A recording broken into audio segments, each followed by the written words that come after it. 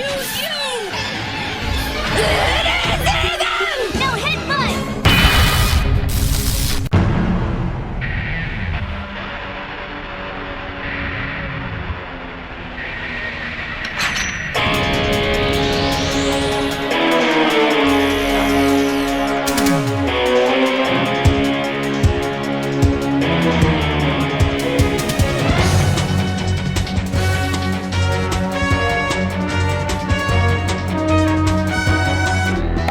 Hello everyone, Skippy here, and welcome to One Piece episode 1009. Directed by Yusuke Suzuki and supervised by Hirotaka Ito and Toshio Deguchi.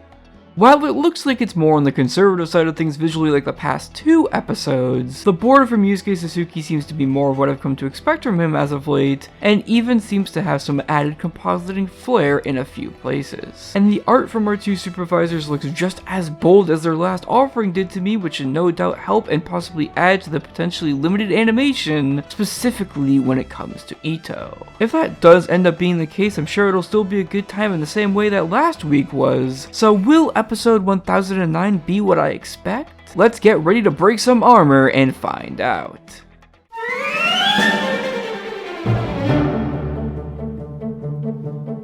This episode covers the remainder of the Marco and Peros battle content from chapter 995 and the first 9 pages of chapter 996, and man, this is how you do it. The adaptation on display within this episode is the kind that I expect from the anime this arc, and that's not hyperbole. As from added scenes like the great scene of Carrot and Wanda reminiscing about Pedro as Carrot yearns to bring Perospero to justice, to the little added dialogue and interactions here and there like Nami giving Usopp a taste of his own impersonation medicine, this episode finds ways to greatly expand on the manga content in ways that just make sense and ones that only service the initial story that Oda was trying to tell, while giving fans some extra treats here and there like Yamato's starry eyes when they gaze upon General Frankie waltzing in. It's a lot of little stuff, but when combined with the manga content also being done well, it really truly does add all up in the end. And when wrapping it all up with appropriate OST selection that helps set the mood and flashbacks that don't distract at all because of their length, this episode content-wise is a hell of a good time and one of Suzuki's strongest in more than one department.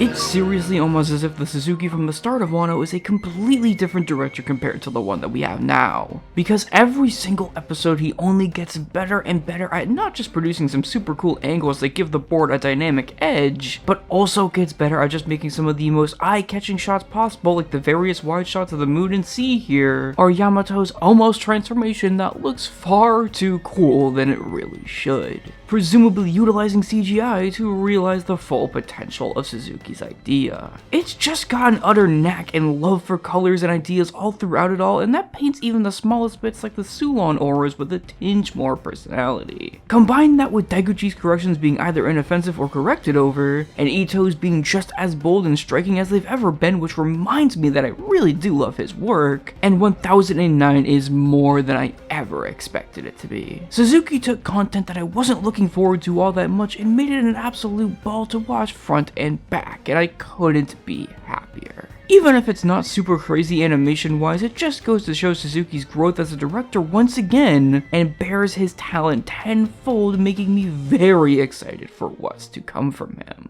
And when next week looks just as solid as well, we may be in for even another great one. While we don't know the staff for it just yet, the direction and art looks once again polished and absolutely on point, which will no doubt do some of early Onigashimo's most exciting content its due justice. Combine that with what looks like a nice scene from Yoshikazu Tomita that's filler at that, and you can count me in for what episode 1010 will end up bringing. Anyways guys, that's it for now. I'm Skippy, and nice Procure reference there, Suzuki.